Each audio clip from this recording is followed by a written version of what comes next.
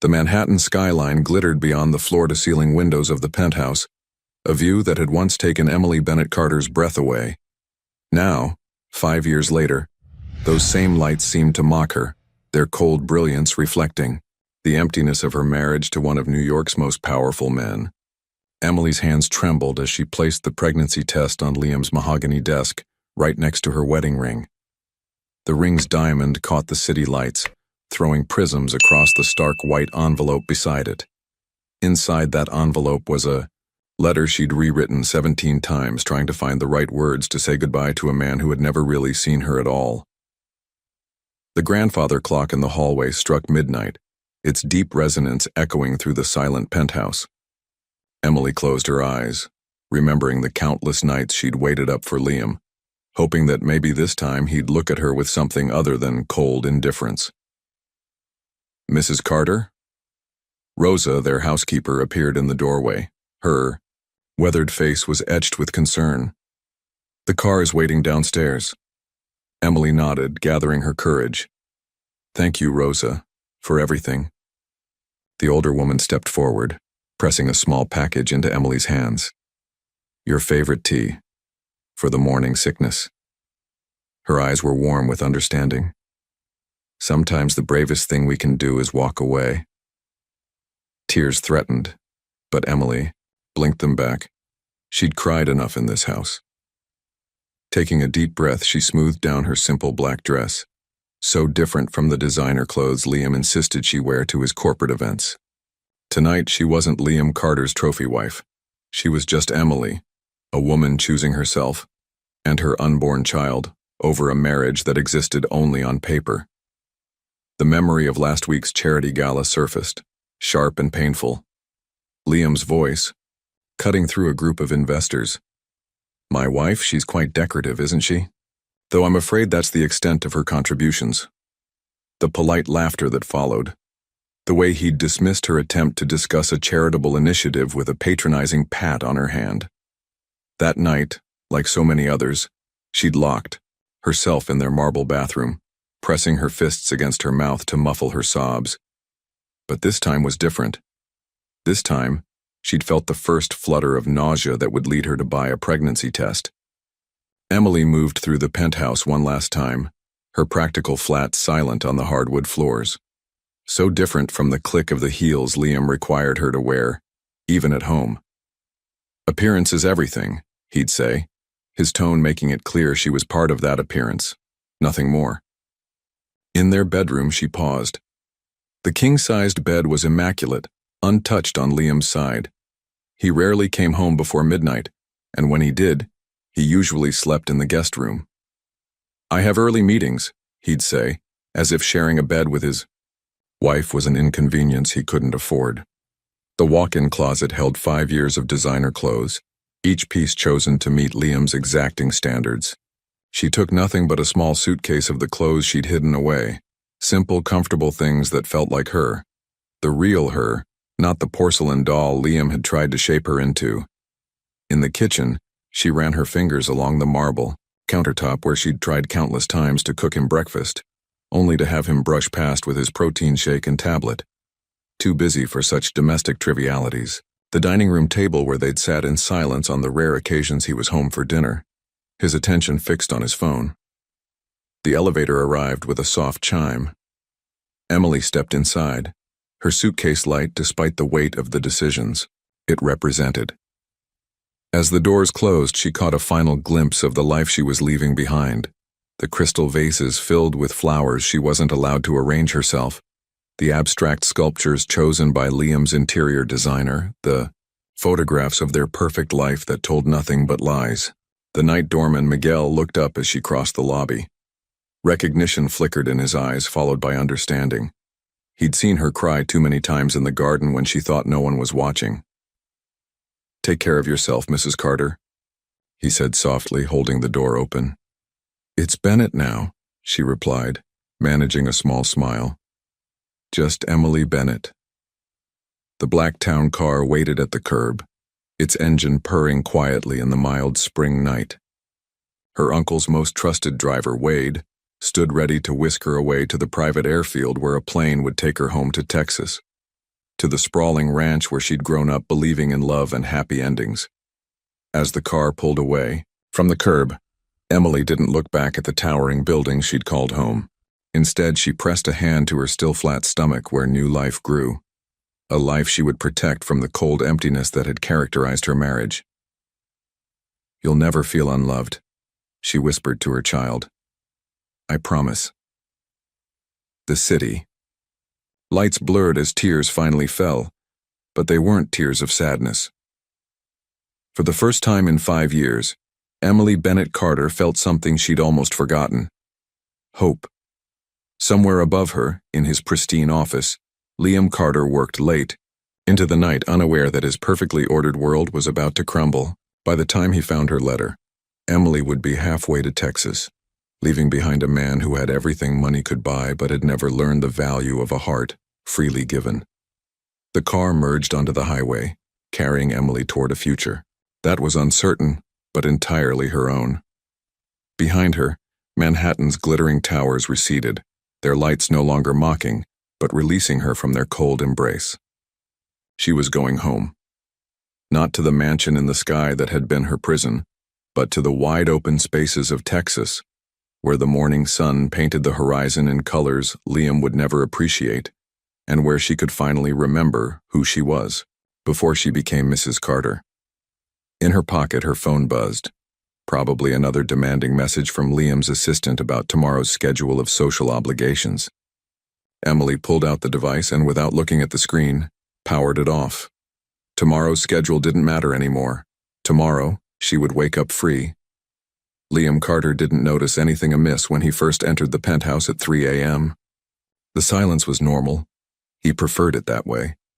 Preferred not having to engage in pointless small talk about his day or listen to his wife's attempts at meaningful conversation.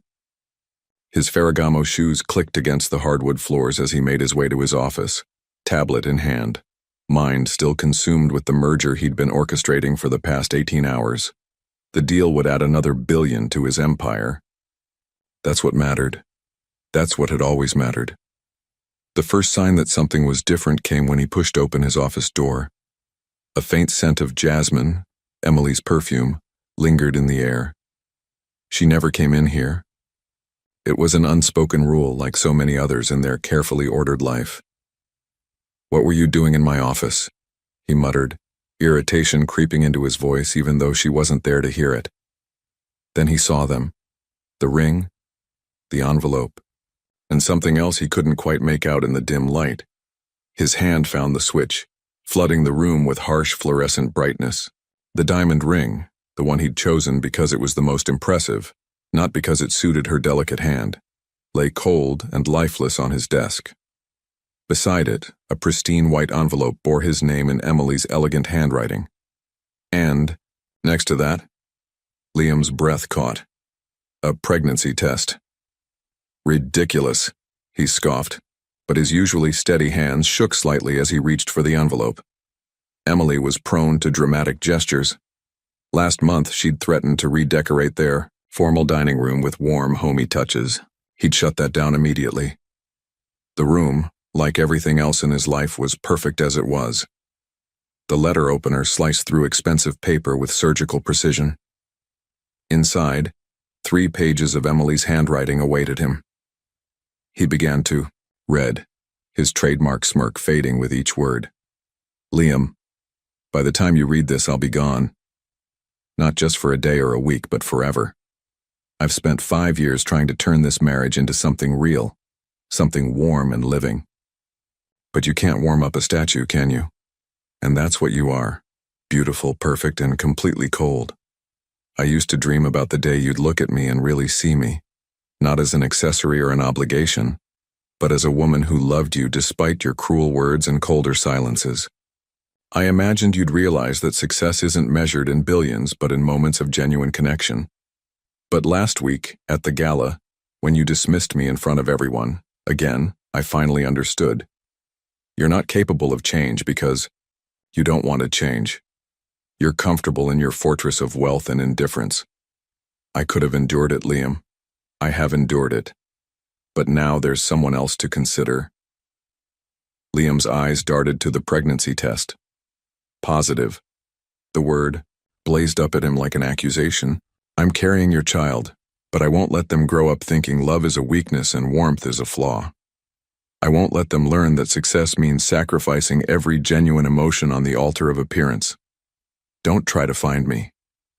Your money and influence won't reach where I'm going. Consider this my gift to you, freedom from the burden of pretending to be a husband. You can finally be exactly what you've always wanted, completely alone with your empire. Emily. The letter crumpled in his fist. A strange sensation spread through his chest. Unfamiliar, uncomfortable. Was this panic? Richardson. He barked into his phone, not caring that it was nearly 4 a.m. His head of security answered on the first ring. Find my wife now. Sir? Richardson's voice was cautious. Mrs. Carter's phone appears to be turned off. Her credit cards haven't been used since yesterday afternoon. The last security camera footage shows her leaving the building at midnight in a black town car. Liam's jaw clenched. Find the car. We're trying, sir, but it's registered to a private company. They're not responding to our inquiries. Make them respond. The words exploded from him with unexpected force. In the ensuing silence, he could hear his own ragged breathing. Yes, sir. Right away. Liam ended the call and stood, moving to the window. The city sprawled before him, his domain where his word was law and his power absolute. Somewhere out there, Emily was slipping through his fingers like smoke. He caught his reflection in the glass, impeccable suit, perfect hair, features arranged in their usual mask of control. But his eyes, there was something wrong with his eyes. Moving through the penthouse, he found himself in their bedroom. Her closet door stood open, designer dresses still hanging in perfect order. But the casual clothes she wore at home, the ones he always criticized, were gone. In the bathroom, her favorite vanilla lotion was missing from the counter. The simple silver necklace her grandmother had given her, the one he'd told her wasn't appropriate for a Carter, was gone from its usual place by the sink. Each absence felt like a physical blow. He'd never noticed how much space she occupied until she'd taken herself out of it. The kitchen still held traces of her morning routine. The expensive coffee maker he'd never learned to use, the delicate teacup she'd left in the dish rack. She'd tried to make him breakfast every morning for the first year of their marriage. He'd never once sat down to eat it. His phone buzzed. Richardson again. The car company is owned by Robert Bennett. Liam's teeth ground together. Her uncle, the Texas rancher who'd looked at him with barely concealed contempt at their wedding. Get me everything on Bennett. Properties, business dealings, everything. Already done, sir. He owns a ranch outside Austin, 10,000 acres, very private. Local law enforcement is uncooperative with outsiders. Of course, she'd gone home, to the sprawling ranch where she'd grown up, where she'd been Emily Bennett, the woman who smiled easily and believed in love. Before he'd turned her into Mrs. Carter, who learned to hide her tears and silence her dreams. Get the jet ready. Sir, it's the middle of the night. Now. Alone again, Liam returned to his office. The pregnancy test seemed to mock him from his pristine desk. A child. His child. Growing inside the woman who'd finally had enough of his perfect, empty world. For the first time in decades, Liam Carter felt something crack in his carefully constructed armor. It wasn't quite pain. He'd forgotten how to feel that long ago, but it was discomfort, unease. A gnawing sensation that whispered he'd finally gone too far, pushed too hard, lost something precious he hadn't known he wanted to keep. Dawn was breaking over Manhattan as his driver sped him toward the private airfield. Emily was out there carrying his child, believing him incapable of love. She was wrong. She had to be wrong. Wasn't she? Dawn painted the Texas sky in shades of pink and gold as Emily's Uncle Robert's truck rumbled down the familiar dirt road toward Bennett Ranch. The ancient pickup's windows were rolled down, letting in the sweet morning air that smelled of grass and freedom. So different from the sterile, climate-controlled atmosphere of her Manhattan prison. You doing okay there, sweetheart? Uncle Robert's weathered face creased with concern as he glanced her way. He'd been waiting at the private airfield when her plane landed, wrapping her in a bear hug that smelled of leather and sunshine. Emily managed to smile, one hand resting protectively over her stomach. I'm better now. The words came out stronger than she expected. I just need some time to remember who you are, he finished, nodding sagely. Well, there's no better place for that than home. The ranch house appeared around the bend, its wraparound porch and whitewashed walls exactly as she remembered. Her childhood home stood proud against the rising sun, solid and real in a way the Manhattan penthouse had never been. Aunt Ruby burst out the screen door before the truck even stopped, her silver hair escaping its braid, apron dusted with flour. Land's sake, girl, you're thin as a rail. What's that man been feeding you, air and caviar? The laugh that bubbled up from Emily's chest surprised her. When was the last time she'd really laughed? Ruby's famous buttermilk biscuits would fix. That right up, she said, climbing down from the truck. Already in the oven, sugar. Ruby enveloped her in a flour-dusted hug, along with your favorite blackberry preserves from last summer's harvest. Emily's eyes filled with tears. In the penthouse, meals were carefully planned by nutritionists and prepared by private chefs. Liam insisted on a strict diet. Appearances matter in our circle, darling. And the joy of simple comfort food had become just another sacrifice on the altar of his expectations. Now don't you worry about a thing, Ruby continued, steering her toward the house.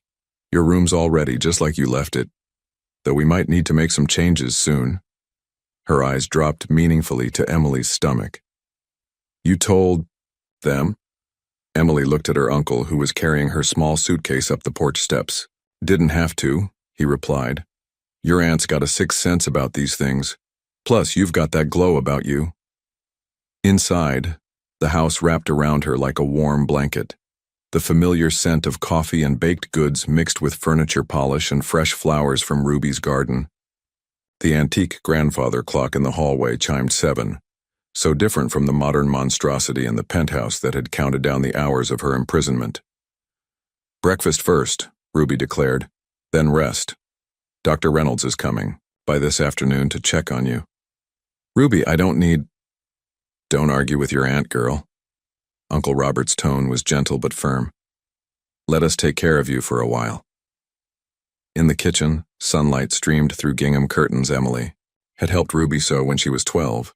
The oak table, scarred and beautiful with decades of family meals, bore no resemblance to the cold marble and glass dining set Liam had imported from Italy. Ruby set a plate of warm biscuits in front of her, along with eggs from their own chickens and thick-cut bacon from the Miller farm down the road. Simple food, made with love. Emily took a bite and nearly cried at the burst of flavor.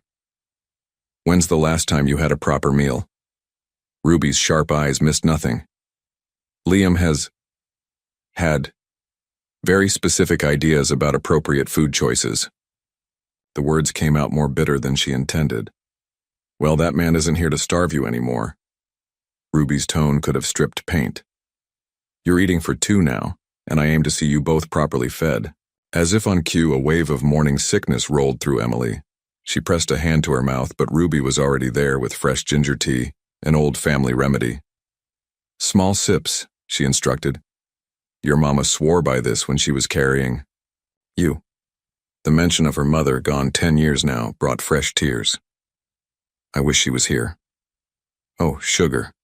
Ruby stroked her hair. She is. In every sunrise over those fields, every wild rose in the garden, every bit of strength you found to leave that cold-hearted man. Catherine Bennett didn't raise a daughter to accept less than real love. The screen door creaked, and Uncle Robert came in with an armful of fresh eggs. Got the hands working on fixing up the old cottage by the creek, he announced. Thought you might like your own space once you're settled. Emily remembered the cottage, a charming 2-bedroom structure where the ranch foreman used to live. You don't have to. Already decided? He set the eggs down and kissed the top of her head. Besides, gives me something to do besides worry about you. A truck engine rumbled in the distance. Through the window, Emily saw dust rising from the road. Her heart seized. Was it Liam? Had he found her already? "That'll be Miguel with the morning feed," Ruby said, noting her panic. "And don't you worry about that husband of yours showing up here. Your uncle's got the whole county on alert. Nobody gets within 10 miles of this ranch without us knowing." Emily relaxed slightly, but the fear lingered. Liam Carter wasn't a man who accepted defeat. When he found her letter and the pregnancy test, "He'll come," she said quietly. "When he realizes, let him." Uncle Robert's voice held steel. "This isn't Manhattan where his money talks and his name opens doors. This is Bennett land, has been for 5 generations. Here a man's worth is measured by the size of his heart, not his bank account." Emily nodded, but her hands shook slightly as she reached for her tea. She'd seen Liam destroy people who opposed him, crush competitors who dared to challenge his authority. The thought of him bringing that ruthless determination here to this peaceful place. "Stop that right now." Ruby's voice cut through her spiraling thoughts. "You're not alone anymore, Emily Rose Bennett. You've got family, you've got a whole community behind you, and most importantly, you've got that little one to think about." She nodded toward Emily's stomach. "Time to let us help you be strong." The morning breeze carried the scent of Ruby's roses through the open window, along with the distant lowing of cattle and the cheerful barking of the ranch dogs. This was real, Emily realized. Not the artificial perfection of her Manhattan life, but the messy, beautiful reality of home. "I need to learn how to be me again," she said softly. "Not Mrs. Carter, not Liam's perfect society wife, just Emily." "Well, there's plenty of time for that." Ruby set a jar of honey on the table. "And plenty of work to keep your hands busy while your heart heals. The garden needs tending, the books need updating, and I seem to recall you were quite the baker before that man decided it wasn't proper for his wife to have flour on her hands." Emily's fingers itched to sink into garden soil, to knead bread, dough to do all the simple things Liam had deemed beneath her station. "I'd like that." Then it settled. Ruby poured more tea. "You rest today, get checked out by Doc Reynolds, and tomorrow we'll start bringing Emily Bennett back to life." Outside, the Texas sun climbed higher, warming the land that had nurtured generations of strong Bennett women. Emily felt something unfurling in her chest. Not quite peace, not yet, but the possibility of it. Here, surrounded by love and understanding, she could finally breathe.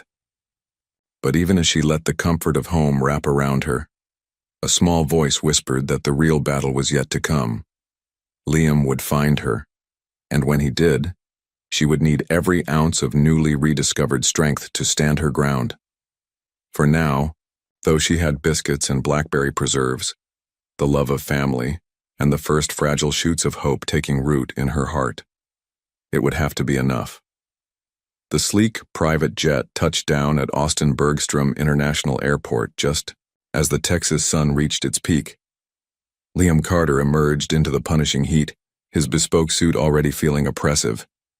His driver hastily arranged by his local office where waited with a luxury SUV, but Liam could tell from the man's uncertain expression that this wouldn't be like Manhattan. "The Bennett Ranch, sir?" The driver, Dean, shifted uncomfortably. Well, it's a bit complicated." Liam's jaw tightened. "Everything has a price, find it. With all due respect, Mr. Carter, things work differently here." Dean chose his words carefully. "The Bennetts they're kind of local royalty, old money, older land, and they protect their own. I'm not here for a cultural lesson." Liam's voice could have frozen the Texas heat. "I'm here for my wife."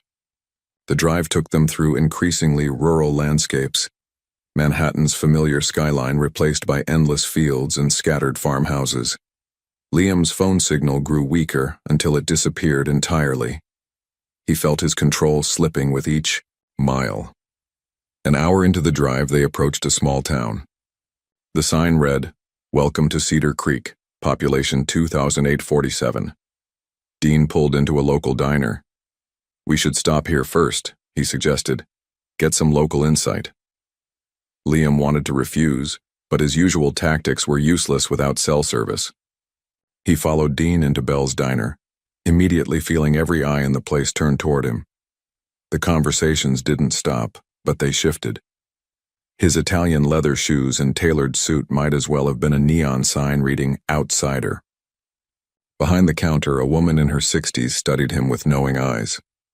"You must be Liam Carter," she said as he approached. Her name tag read, "Betty." "Figured you'd show up sooner or later." Liam's practiced smile did nothing to warm her expression. "Then you know why I'm here." "I know you're looking for Emily Bennett." She emphasized the last name. "I also know you'd do better to turn around and head back to whatever big city you came from." "She's my wife." "A piece of paper doesn't make someone yours." Betty's voice carried, meant to be heard. 5 years of treating her like she was nothing. That's what makes her not yours anymore. Anger flared in Liam's chest. "You don't know anything about my marriage. We know enough." A man at the counter turned toward them. His weathered face had seen decades of sun. "We know every time that girl came home to visit, she was a little more broken, a little more quiet, until she wasn't our Emily anymore." "Your Emily?" Liam's laugh was cold. "She's Emily Carter, my wife, and she's carrying my child." The diner went silent. Real silence this time. Betty's eyes narrowed. "So that's what brought you running. Not love, not concern. Just your precious legacy. I don't have to explain myself to you." Liam turned to leave but found his path blocked by 2 large men in ranch wear. "Actually, you do." The taller one spoke softly. "See, Emily's family. Not by blood, but by something stronger. We watched her grow up. Watched her fall in love. With a man who promised her the world but gave her a cage instead." "Move," Liam commanded, using the tone that made CEOs tremble. Neither man budged. "Your money's no good here," the other man said. "Your name doesn't mean anything. And until you understand that, you're not getting anywhere near that girl." Dean cleared his throat from the doorway. "Mr. Carter, maybe we should—" "Fine." Liam straightened his jacket. "I'll find her myself." "Good luck with that." Betty's voice followed him out. "Every road to the Bennett Ranch goes through people who love Emily, and none of us are for sale." Back in the SUV, Liam's carefully controlled facade cracked slightly. He pulled out his phone. Still no signal. "There's another route," Dean offered hesitantly. "Longer, but just drive." They took back roads, passing scattered houses, and endless fences. Each mile felt like moving further from civilization, from the world Liam understood and controlled. Finally, they approached a massive iron gate. The sign read, "Bennett Ranch, Estier 1875" in weathered letters. 2 armed men on horseback watched their approach. Liam stepped out of the SUV, ignoring the dust on his shoes. "I'm here to see my wife." "Mr. Carter." The older of the 2 riders nodded. "We've been expecting you. Mr. Bennett would like a word first." "I don't have time for—" "Make time." The second rider's hand rested casually on his holstered gun. "Or make tracks. Your choice." For the first time in years, Liam felt genuinely powerless. No amount of money or influence could move these men. They operated on a different currency: loyalty, tradition, family. "Fine," he gritted out. "Take me to Bennett." They were escorted through the gate and up a winding road. The ranch house appeared, impressive in its own way, though nothing like the luxury Emily had left behind. On the wraparound porch, Robert Bennett waited in a rocking chair, a shotgun across his lap. "Took you longer than I expected," Robert said as Liam approached. "Got lost in civilization, did you?" "Where is she?" "Safe." Robert's eyes were hard. "Happy for the first time in years, and you're not going to change that." "She's carrying my child." "So it is the baby you're here for." Robert stood, his height matching Liam's. "Not the woman you broke piece by piece. Not the heart you froze out. Just your heir. You don't understand. No, you don't understand." Robert's voice cut like a whip. "Emily isn't just some trophy you can claim. She's a Bennett. Always has been, always will be. And on this land, that means something. I have rights." "Rights?" Robert laughed, but there was no humor in it.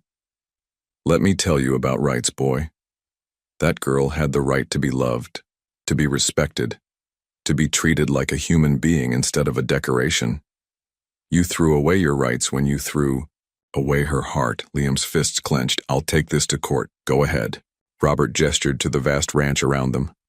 Spend your millions, pull your strings, but remember, every judge, every lawyer, every person with any power in this county has known Emily since she was born.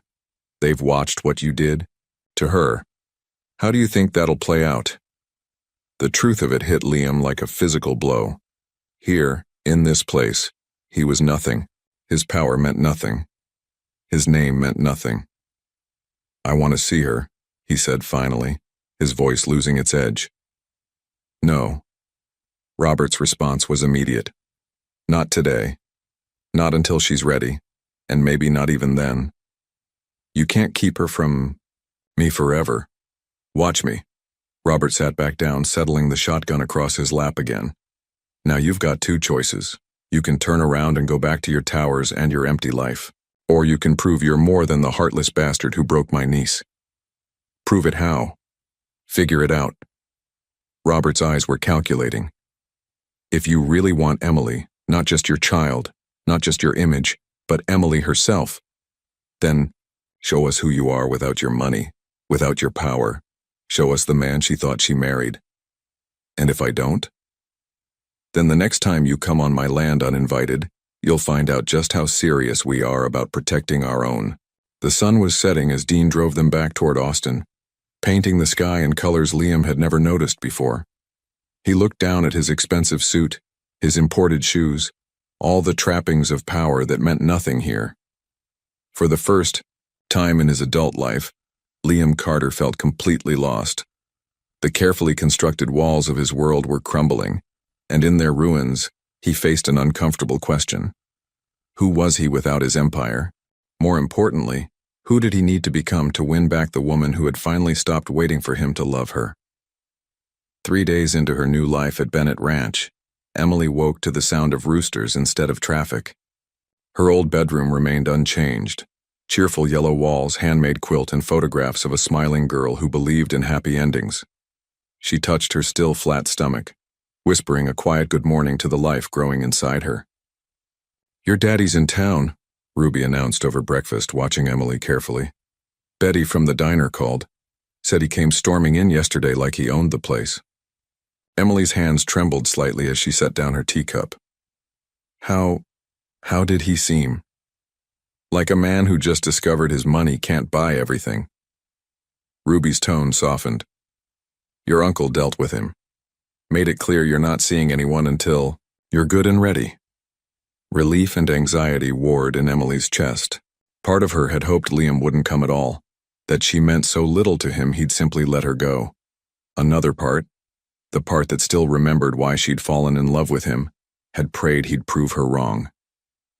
I need to keep busy, Emily declared, standing up. The cottage still needs work, right?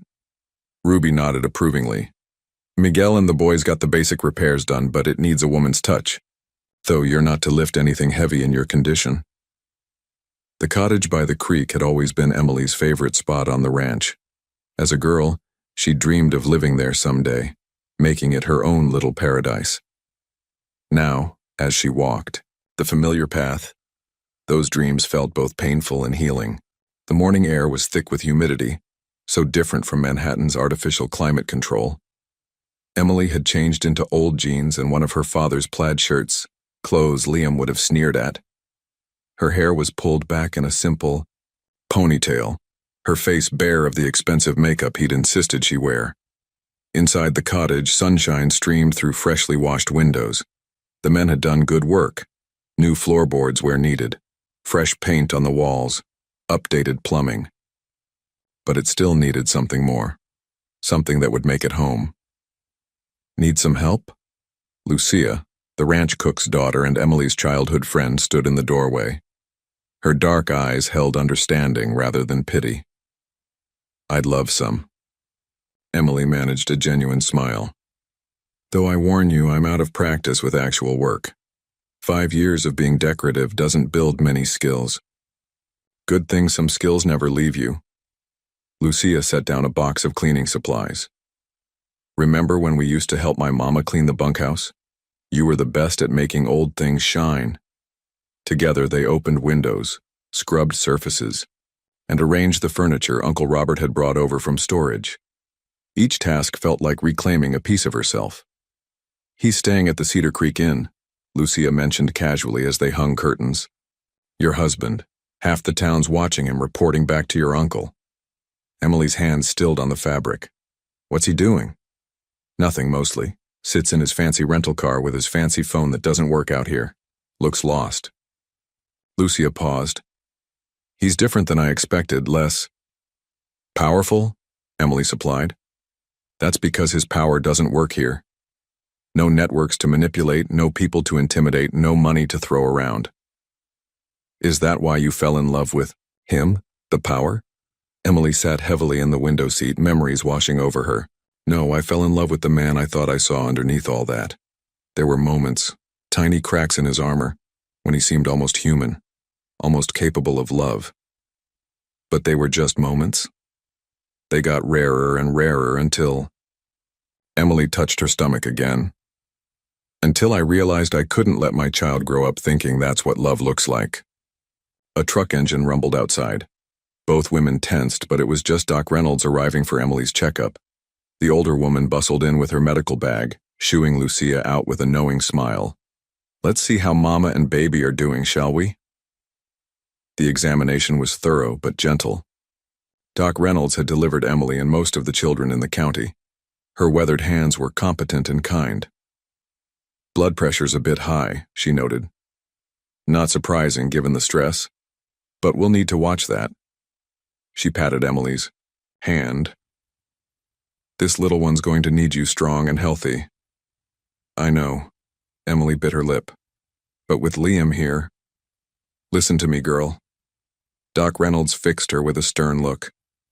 That man had 5 years to be worthy of you. He failed. You don't owe him anything. Not your time, not your peace of mind, and certainly not your health. But the baby needs a mother who knows her own worth. The doctor began packing up her supplies.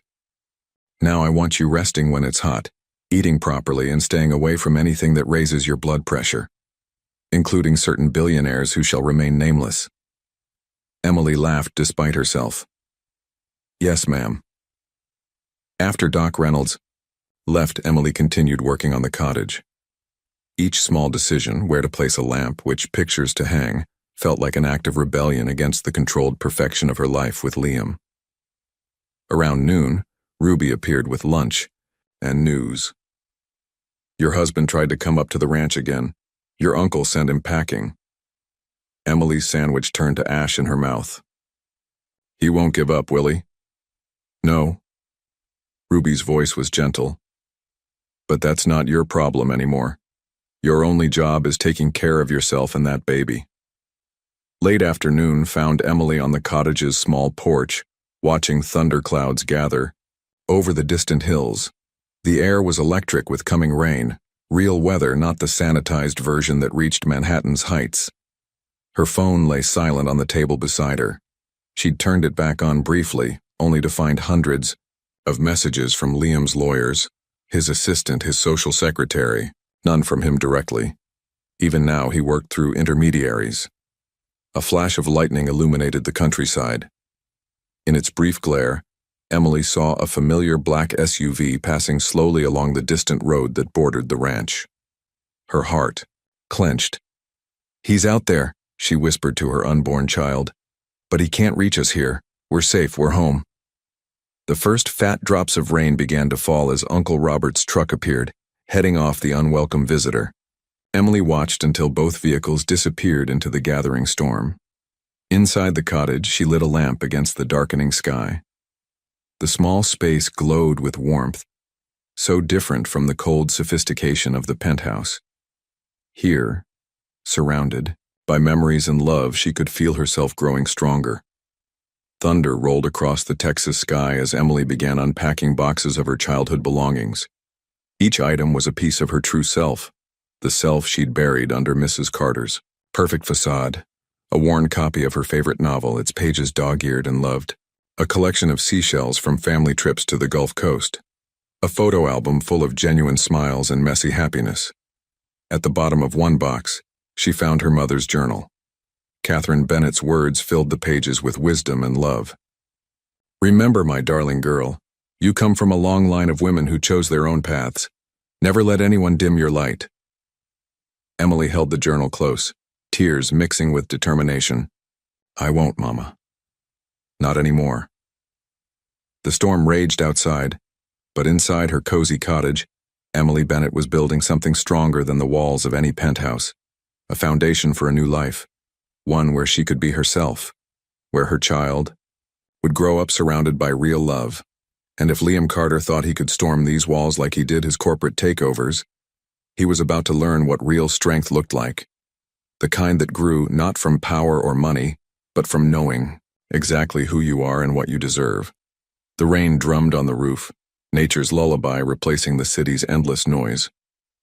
Tomorrow would bring new challenges, but tonight, Emily was exactly where she needed to be, finding her way back to herself. One memory, one choice, one moment of courage at a time. The Cedar Creek Inn was the finest accommodation the small Texas town had to offer, which meant it was the worst place Liam Carter had stayed in 20 years. The air conditioning struggled against the heat, the Wi-Fi was spotty at best, and the coffee maker in his room looked like it belonged in a museum. 5 days had passed since his confrontation with Robert Bennett. 5 days of watching his empire run without him through unreliable internet connections and dropped calls. 5 days of realizing just how powerless he truly was here. Sir? Dean, his driver, knocked on the door. I've got those files you asked for. Liam opened the door, his usual impeccable appearance slightly wilted by the Texas humidity. The local dry cleaner had done their best with his suits, but they weren't equipped for Italian wool and French silk. What did you find? Dean spread several folders on the small room's desk. Everything public record has on Emily's life here. School records, local newspaper articles, community involvement. She was really something. Liam picked up the first folder. A newspaper clipping showed a teenage Emily receiving an award for her volunteer work at the local animal shelter. Her smile was radiant, real. Nothing like the careful, practiced expression she'd worn at his corporate events. There's more, Dean continued. Everyone I talked to had a story about her. How she taught swimming at the community pool every summer. How she organized food drives during hard times. How she helped deliver a neighbor's baby during a snowstorm when the roads were blocked. Enough.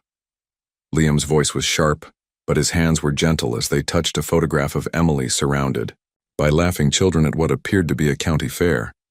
Sir, if I may. Dean hesitated. The locals, they don't hate you because you're rich or because you're from New York. They hate you because they watched her change. Stop smiling, stop helping, stop being Emily. The words hit harder than any corporate takeover ever had. Liam moved to the window, looking out at the dusty main street below. Betty's Diner was doing brisk breakfast business, the same people who had blocked his path gathering for their morning coffee. Mr. Carter? His assistant's voice crackled through his laptop. The Beijing merger is stalling. They're demanding your personal attention. Handle it. But sir, I said handle it. The words echoed in the small room. On the street below, several people looked up at his window, their expressions a mixture of disapproval and judgment. His phone buzzed. Another message from his lawyers about forcing access to the Bennett ranch. They had drafted injunctions, restraining orders, every legal document money could buy. But Liam hadn't signed any of them. Robert Bennett's words haunted him. Show us who you are without your money, without your power. Who was he? The question had been gnawing at him since he arrived. In New York, he was Liam Carter, business titan, the man who could buy or crush anything in his path. Here, he was just a man who had broken something precious and didn't know how to fix it. Dean, he said suddenly, what do people do here? Normal people? The driver looked startled. Sir? During the day, when they're not. He gestured vaguely at his laptop, his phone, all the trappings of his usual life. Well, Dean thought for a moment. There's Jack's hardware store. He's looking for help since his son went off to college. The community center always needs volunteers. The Miller farm is short-handed for the harvest. Manual labor? Liam's incredulity was evident. You asked what normal people do. Dean's voice held a challenge. Normal people work with their hands, help their neighbors, build things instead of buying them. Liam looked down at his manicured hands, soft from years of boardrooms and luxury. What had he actually built? His empire was made of acquisitions and hostile takeovers. Even his marriage had been a business transaction, the perfect wife, to complete his perfect image. A knock at his door interrupted his thoughts. Betty from the diner stood there holding a paper bag. Breakfast, she said before he could speak. Real food, not that fancy room service mess you've been picking at. I didn't order. Emily used to love my biscuits and gravy. Betty's eyes were sharp, but not unkind. Said they reminded her of home. Of course, that was before you decided she needed to count every calorie and watch every bite. Shame, an unfamiliar emotion, crept up Liam's neck. I was trying to protect her image. No, you were trying to control her. There's a difference. Betty set the bag down. Eat, then maybe take a walk around town. See the place she loved before you made her forget how to love anything. After she left, Liam opened the bag. The smell of real, homemade food filled the room. When was the last time he'd eaten something that wasn't prepared by a celebrity chef or measured by a nutritionist? He took a bite of the biscuits and gravy, and memories flooded back. Emily, in their first year of marriage, trying to recreate her aunt's recipes in their state-of-the-art kitchen. The way he'd dismissed her efforts, insisted on professional catering, told her it wasn't appropriate for his wife to cook. The food turned to ash in his mouth. Outside, the town was coming to life. Shops opening, people greeting each other by name, the kind of community where everyone knew everyone else. The kind of place where a girl like Emily could grow up believing in love and happy endings. The kind of place he had taken her from. Liam changed into the only casual clothes he owned, designer jeans and a polo shirt that still screamed money. It was all wrong, but it was a start. Dean, he called, take me to Jack's hardware store. The next few hours were a revelation. Jack, a gruff man in his 60s, put him to work organizing inventory. The work was mindless, physically demanding, and somehow more exhausting than any corporate negotiation. You're doing it wrong, Jack said, watching Liam struggle with a box of power tools. Been doing it wrong with Emily too, from what I hear. Does everyone in this town know my business? When you hurt one of our own? Yeah, we make it our business. Jack showed him the proper way to lift the box. Emily used to come in here with her uncle, learning how to fix things instead of just replacing them.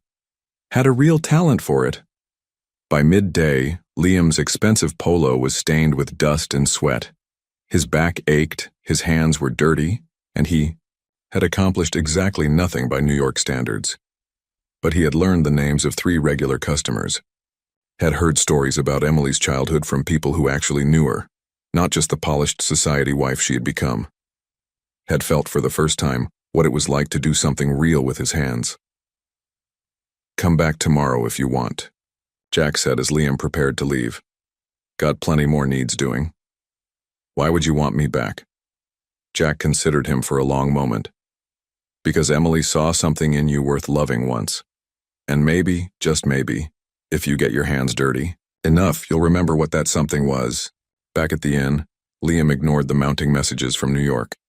Instead, he sat on his bed looking at his calloused hands and thinking about the girl in the photographs.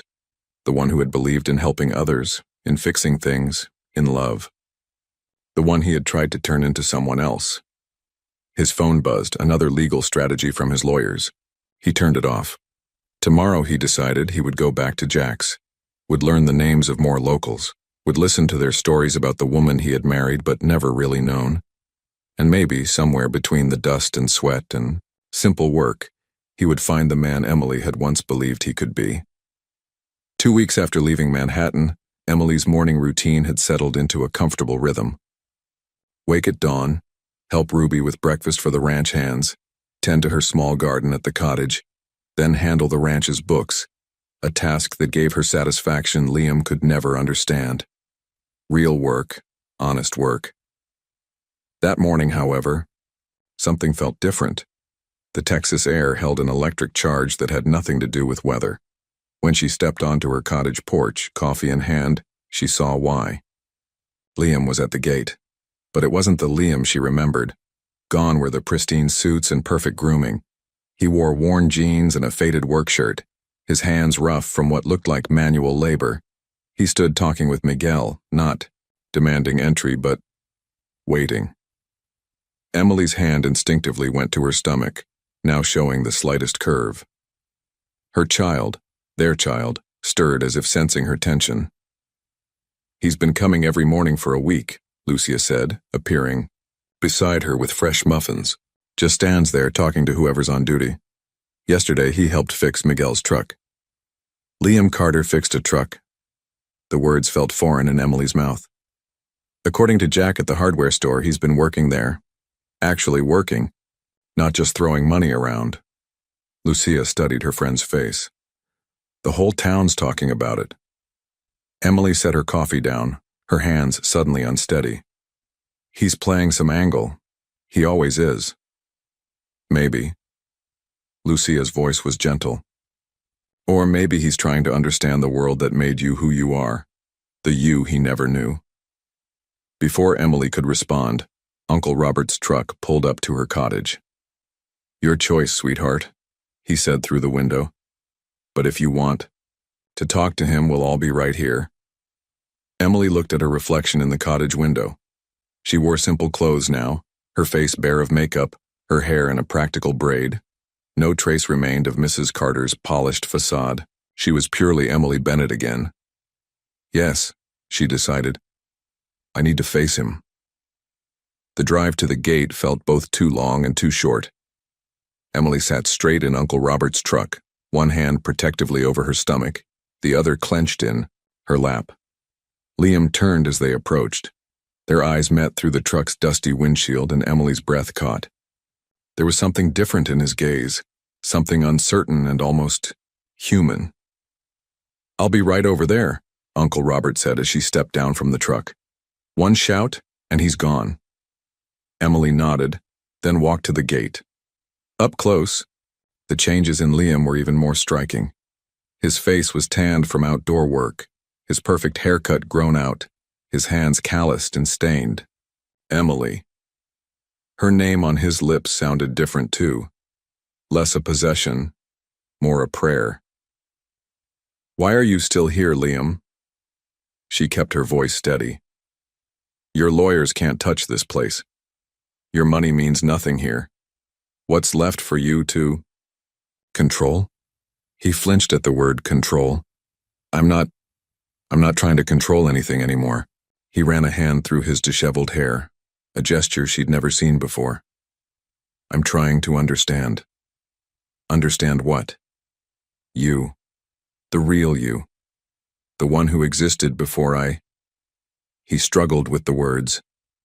"Before I tried to turn you into something else." Emily's laugh held no humor. "And what have you learned, that I'm just a simple country girl? That I was never meant for your world of power lunches and society galas?" "No."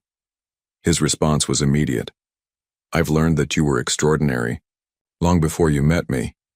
That this place, these people, they didn't make you simple, they made you strong."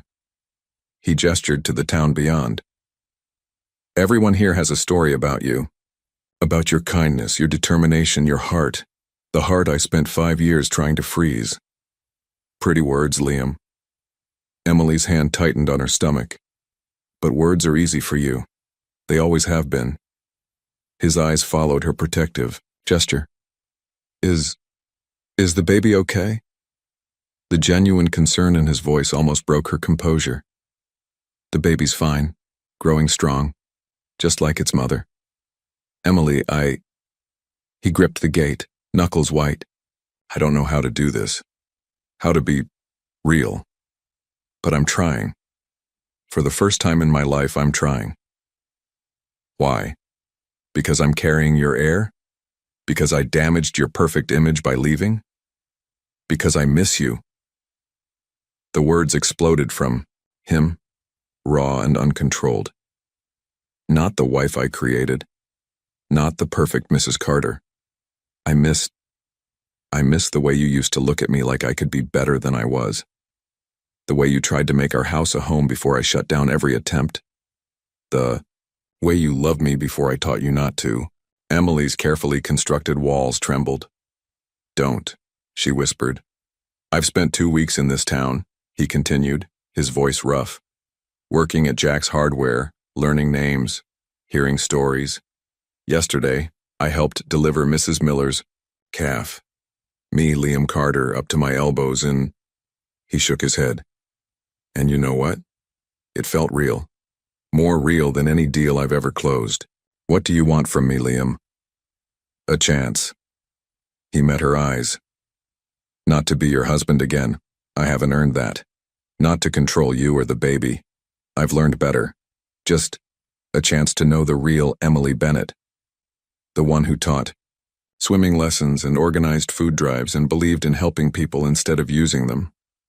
Emily studied him, seeing past the surface changes to the battle raging behind his eyes.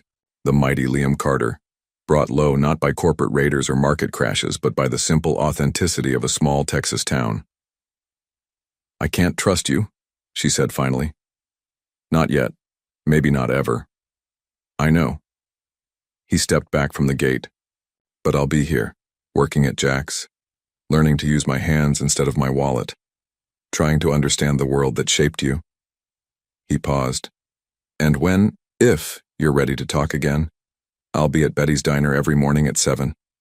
Just to talk. About the baby, about the weather, about anything you want." Emily felt tears threatening. "And if I'm never ready? Then I'll still be grateful for these weeks, for seeing who you really are, even if I had to lose you to do it." He turned to go, then stopped. "You're glowing, you know. Pregnancy suits you. You look free." She watched him walk away, his expensive shoes dusty from the Texas dirt. He moved differently now, without the predatory grace that had once defined him.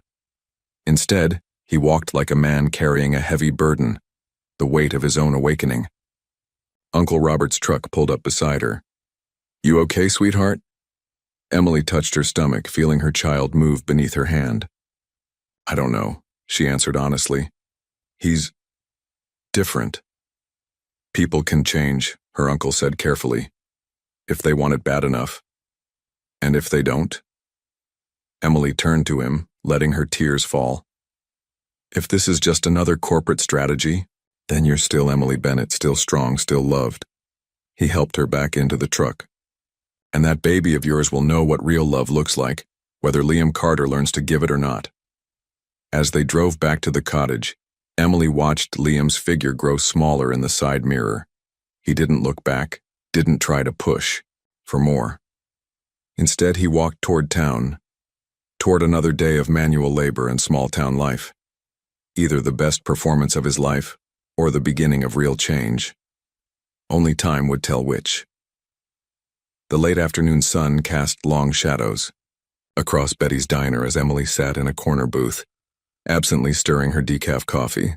3 days had passed since her confrontation with Liam at the gate, and she'd found herself here, watching him every morning through the window.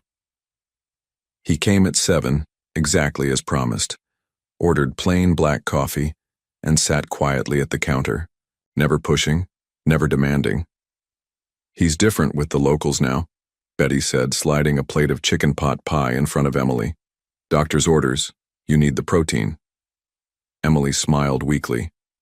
Her morning sickness had evolved into all-day queasiness, though Doc Reynolds assured her it was normal. "Different how?" "Listens more than he talks. Actually seems interested in people's stories." Betty's shrewd eyes studied Emily's face. "Yesterday, he spent an hour helping old Joe fix his wheelchair ramp. The Liam Carter who first stormed in here would never have touched a hammer." The bell above the door chimed. Lucia entered, covered in dust from the ranch, and slid into the booth across from Emily. Your husband's got quite the fan club forming. Emily raised an eyebrow. What do you mean? The Miller kids adore him. Turns out the big bad billionaire knows magic tricks. Lucia stole a bite of pot pie. And Mrs. Rodriguez says he's been taking Spanish lessons from her grandson, actually trying to learn, not just throwing money at a tutor. It's an act, Emily insisted, but her voice lacked conviction. It has to be. Does it? Lucia leaned forward. Because Jack says he's never seen anyone work so hard to learn something they're terrible at. Your man's got blisters on top of blisters, but he keeps showing up. Emily's hand went to her stomach, a protective gesture that had become habit. The baby moved, as if responding to her turmoil. He asked about the nursery, Betty mentioned, casually. Not demanding to be involved, just wanted to know if you had everything you needed. I don't want his money, Emily said sharply. Honey, he wasn't offering money. Betty's voice softened. He was asking if you needed help painting. Said he's gotten pretty good at it, working on the community center with Jack. The words hit Emily like physical blows. Each one challenged her carefully constructed image of Liam as the heartless corporate raider who had tried to freeze her soul. I found something, Lucia said quietly, pulling a worn leather notebook from her bag. In the old storage room at the ranch. Thought you should see it. Emily recognized her mother's handwriting immediately. The journal was dated from the year before Catherine Bennett died. Read the marked page, Lucia urged. Emily's hands trembled as she opened to the ribbon bookmark. My darling girl brought home a young man today. Ambitious, driven, wrapped in armor so thick he probably thinks no one can see through it. But I see the way he watches Emily when he thinks no one's looking. The way his carefully constructed walls crack just a little when she laughs. There's a heart in there, buried under years of frost. The question is, will he let her warmth reach it before his cold freezes her fire? Mama saw it, Emily whispered. She saw him, the real him, before I did. Maybe she saw what could be, Lucia suggested. What he's trying to become now. The diner's door chimed again. Liam entered, dusty from work at the hardware store.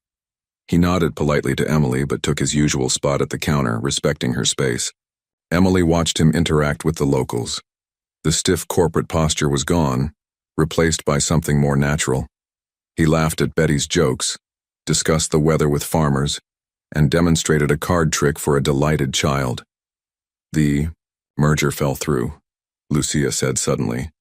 The big Beijing deal he was working on. Ruby heard it from her cousin who works at the Business Journal. Emily's heart clenched. What? Apparently, he stopped taking calls from his team, told them to handle it or let it go. Lucia watched Emily's face carefully. $5 billion up in smoke, because he chose to stay here, working for minimum wage at a hardware store. That's not like him. Emily's voice was barely a whisper. No, Betty agreed. It's not like the him you left. But maybe it's like the him he's trying to become. Through the diner's window, Emily could see the town coming. Alive with evening activity. Families heading to the community center, teenagers gathering at the ice cream parlor, ranchers finishing their day's work. This small, interconnected world that had shaped her, that was now reshaping the man she'd left. He asks about you, Betty said softly. Not prying, just genuine questions. About your childhood, your dreams before he made you pack them away. Yesterday, he spent an hour looking at the old photos on my wall, studying everyone you're in, like he's trying to understand who you were before he tried to change you.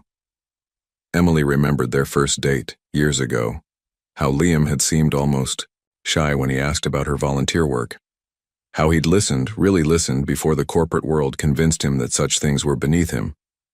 I'm scared, she admitted, one hand protectively over her child. Not of him exactly, but of hoping, of believing he can change, only to have him become himself again, Lucia finished. The thing is, I don't think he knows who himself is anymore. That's why he's here, doing honest work, learning to be human. The sun was setting, painting Cedar Creek's main street in shades of gold and pink.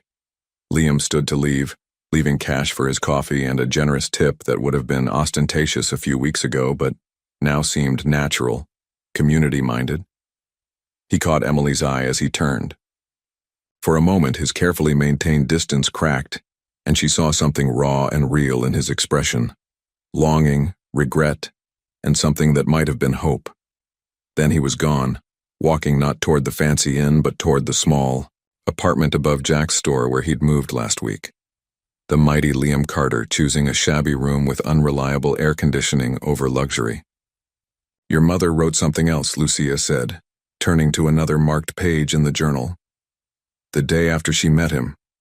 Want to hear it?" Emily nodded, unable to speak. Sometimes the strongest people are the ones most afraid of love. They build walls so high they forget how to climb down. But if someone is patient enough, brave enough to show them another way, well, that's how hearts thaw. Not all at once in a dramatic flood, but slowly, drop by drop until spring comes at last. Emily's vision blurred with tears. Mama always did see right through people. "She saw you too," Lucia pointed out. "Saw your strength, your capacity for love, your ability to help others heal. Maybe that's why she trusted you with him." "I failed." The words tasted bitter. "Did you?" Betty joined them, sitting in the booth. "Or did it just take longer than you expected? Sometimes a seed needs winter's frost before it can bloom in spring." Outside, the Texas night was falling. Through the window, Emily could see Liam's figure under a streetlight, helping Mrs. Miller with her groceries. No cameras, no audience, no one to impress, just a man learning, step by step, how to be part of something bigger than himself. "I'm not ready," she said finally. "To trust, to hope, to let him in. No one's asking you to be." Lucia squeezed her hand. "But maybe, just maybe it's okay to watch, to wait, to see if this new Liam, the one who fixes porches and learns magic tricks and chooses small-town life over corporate empires, is real." Emily touched her mother's journal, feeling the echo of Catherine Bennett's wisdom across the years. "Drop by drop," she whispered, "until spring comes at last." The baby moved again as if in agreement. Outside, life in Cedar Creek continued its gentle rhythm, healing hearts one small kindness at a time. The Texas summer storm came without warning. One moment, Emily was checking the ranch's fence line with Uncle Robert. The next, the sky turned an ominous green-black. The air grew thick with electricity, and the horses in the nearby pasture grew restless. "We need to head back," Uncle Robert said, eyeing the approaching wall of clouds. "This is going to be a bad one." They were still a mile from the main house when the first drops fell. Within seconds, the rain became a deluge. Lightning split the sky, followed immediately by thunder that made their truck shudder. Emily's hands tightened on the steering wheel. At 5 months pregnant, her belly was clearly visible now, and the baby was particularly active during storms. A sharp pain shot through her abdomen, making her gasp. "Emily?" Uncle Robert's voice was sharp with concern. "I'm fine," she managed, but another cramp hit stronger this time. The world swam before her eyes. "Pull over, now!"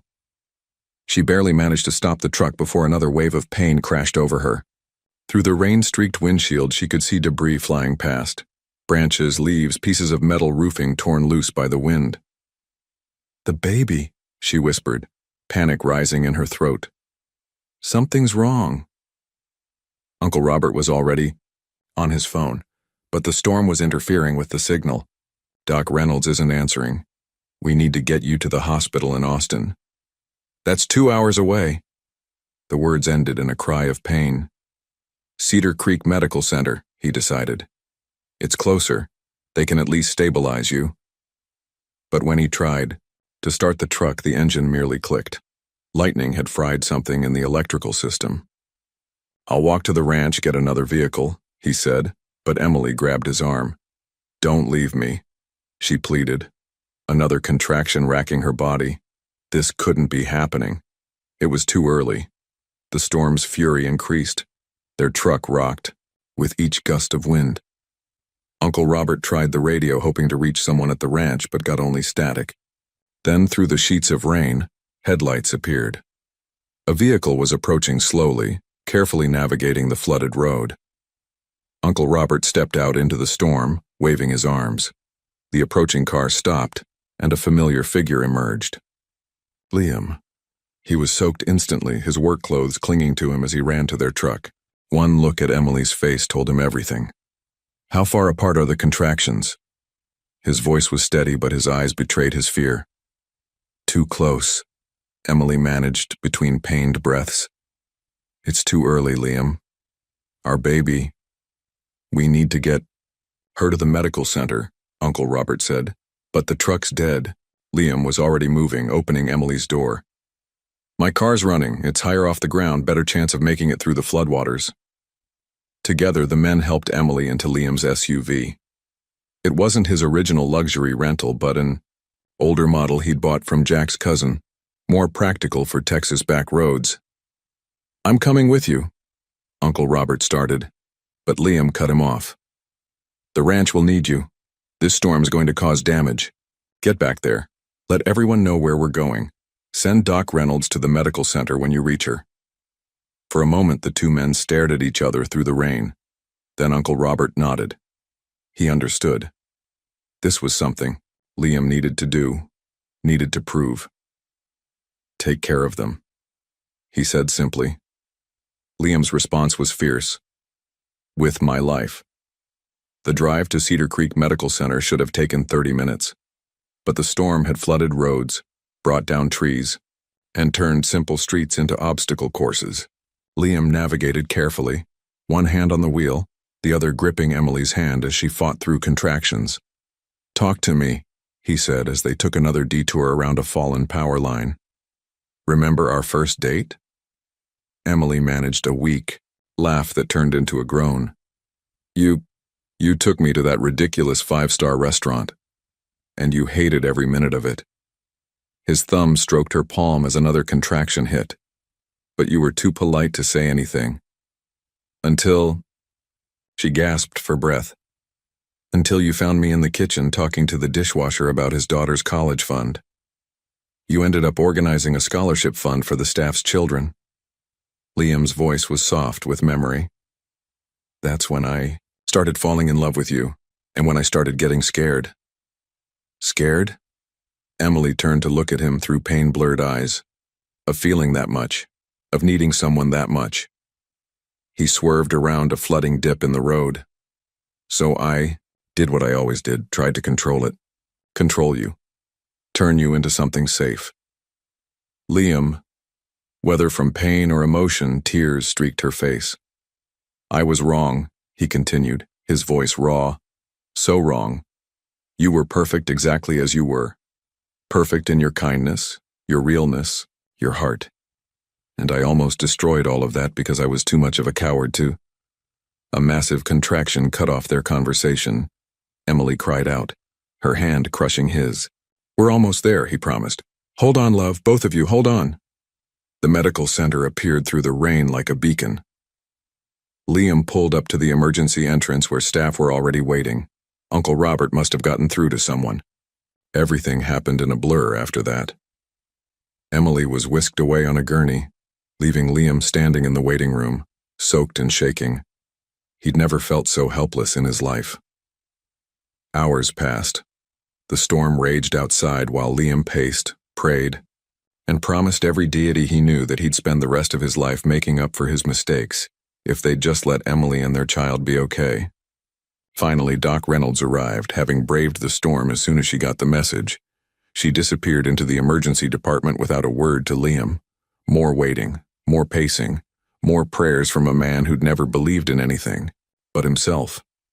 When Doc Reynolds finally emerged, her face was grave. The baby's in distress. Emily's blood pressure is dangerously high. They're preparing for an emergency C-section. Can I? Liam's voice broke. Can I see her? The doctor studied him for a long moment. 2 minutes. That's all I can give you. Emily lay pale against the hospital sheets, monitors beeping around her.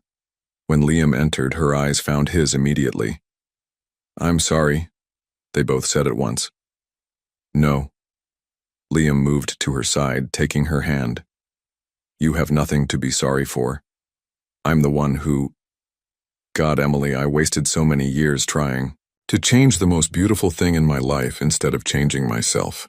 Liam, she whispered, if anything happens, nothing's going to happen. His voice was fierce. You're the strongest person I know. You and our baby are going to be fine. And then I'll spend the rest of my life proving I can be worthy of you. Not with money or power or any of that meaningless garbage, but with love, with trust, with everything I should have given you from the start. Tears slid down Emily's temples. I'm scared. Me too. He pressed his forehead to hers. But you taught me something these past weeks. Sometimes being strong means admitting you're scared. Sometimes love means letting go of control. The medical team entered, ready to take Emily to surgery. As they prepared to separate them, Emily gripped Liam's hand. Stay, she whispered. Please stay. Wild horses couldn't drag me away, he promised. I'm done running from love.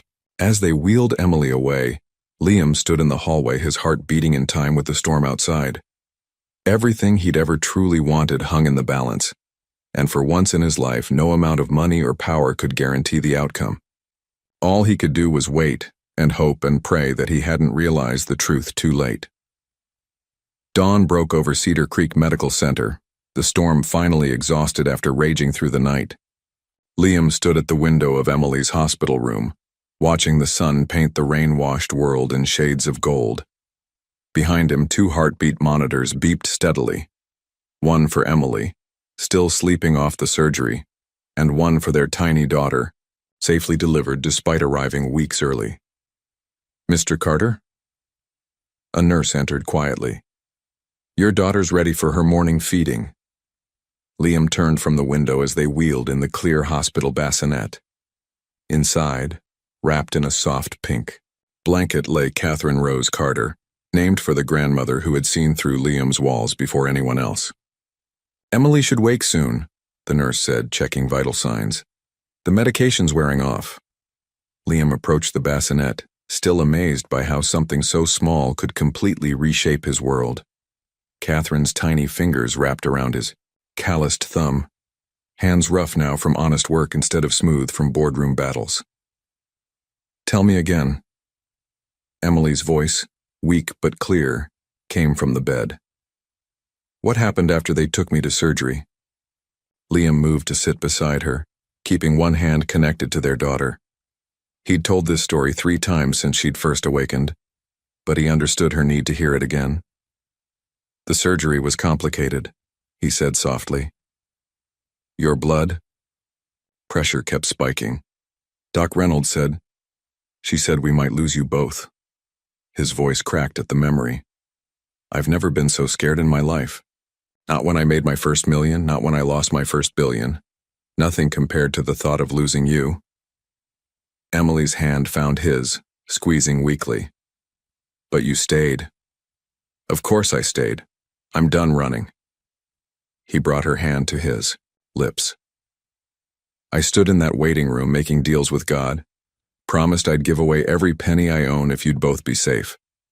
Swore I'd spend the rest of my life being the man you deserved instead of the man I thought I had to be. And then? And then Doc Reynolds came out crying and smiling at the same time. Said our little girl was a fighter just like her mama. Said you'd both pulled through. He smiled at the memory. Uncle Robert burst in right after. Turned out the whole town was in the waiting room.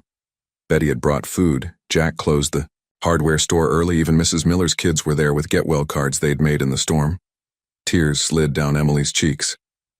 Our daughter was born into love. The kind of love I never understood before. Liam helped Emily sit up, slightly, then lifted Catherine from her bassinet. The kind that's not about possession or appearance or control. The kind that's about community and sacrifice and choosing each other every day. As he placed their daughter in Emily's arms, the morning sun streamed through the window, catching the simple gold band he now wore on his right hand. Not his Old wedding ring, but one he'd bought from Jack's brother, the local jeweler. A symbol not of ownership, but of promise. "I filed the papers yesterday," he said quietly. "Transferred control of Carter Enterprises to the board. Kept enough shares to ensure our daughter's future, but..." He took a deep breath. "I bought the old Miller place instead, the ranch that borders your uncle's land." Emily's eyes widened. "Liam, I'm not asking to move in with you," he added quickly. "I know we have a long way to go, but I want to be close. Want to learn ranching from the ground up. Want our daughter to grow up knowing both sides of her heritage. Not just the power and privilege, but the strength and community that made her mother who she is." "What about your empire?" Emily adjusted Catherine gently as she began to fuss. "Your life in New York? That wasn't living, that was existing." He watched as she began to feed their daughter. "These past weeks in Cedar Creek taught me more about real success than 20 years in Manhattan. Success isn't about what you own. It's about who you become." A knock at the door interrupted them. Uncle Robert entered, followed by Aunt Ruby, carrying an enormous basket of food. "The waiting room's full again," Ruby announced, setting down her burden. "Whole town's been praying for all three of you." "They can come in if Emily's feeling up to it," Liam suggested. "They're family too, in their own way." Emily's eyes filled with fresh tears at his words. "You really have changed." "No," he corrected gently. "I've remembered the man I was before ambition froze my heart. The man your mother saw possibility in, the man you loved before I taught you not to." Ruby began organizing the room, setting out fresh flowers and arranging food on the small table. Uncle Robert moved to the window, giving them space while keeping watch like he'd done Emily's whole life. "I'm not asking for forgiveness," Liam continued. "Not yet. I haven't earned it. But I'm asking for a chance to be a father to our daughter. A chance to show you day by day that my love for you is stronger than my fear of feeling it." Catherine had fallen asleep at Emily's breast, tiny fingers curled against her mother's skin. In her face, Liam could see both of them, Emily's gentle strength, his stubborn determination. "I can't promise it will be easy," Emily said finally. "Learning to trust again. It's like learning to breathe after being underwater for so long. Then we'll take it one breath at a time." He touched Catherine's downy head. "One day at a time, I'm not going anywhere." The door opened again, and faces appeared. Betty with more food, Jack with a handmade cradle he'd been working on in secret, Lucia with tears and smiles. The room filled with the warmth of community, of family chosen and earned. "Well?" Betty demanded, hands on her hips. "Does our newest citizen have a name?" "Catherine Rose Carter," Emily announced. The room fell silent at the name, understanding its significance. "After my mother who saw the truth in both our hearts." "Perfect name for a Texas rose," Ruby approved, wiping her eyes. As the room filled with gentle conversation and loving presences, Liam stood by Emily's bed, one hand on their daughter, the other holding Emily's fingers. Outside, Cedar Creek was coming back to life after the storm. He could see Jack's hardware, from the window, the community center where he'd learned to value service over power, the diner where he'd learned to listen instead of command. "Emily," he said softly, for her ears alone.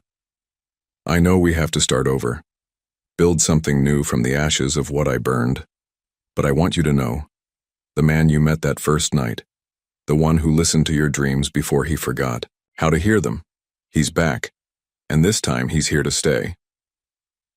Emily looked up at him, really looked at him, perhaps for the first time since she'd fled Manhattan. She saw the changes in his face, not just the tan and the harder muscles, from physical work but something deeper. The frost in his eyes had melted, replaced by warmth and humility and hope. "One day at a time," she agreed, and shifted Catherine slightly, making room for him to sit beside them. Above them, the Texas sun blessed the scene with golden light, while all around them love bloomed like wildflowers after rain, resilient, beautiful, and completely free. If you were Emily after seeing Liam's genuine transformation, From powerful, controlling billionaire to a humble man working in a hardware store, would you give him a second chance? Or are some wounds too deep to heal, even when love still exists? Leave your opinion in the comments. Thank you for watching. If you enjoyed the story, please subscribe to our channel and leave a comment below letting us know what you thought. Your feedback and support mean a lot to us. Stay tuned for more exciting stories.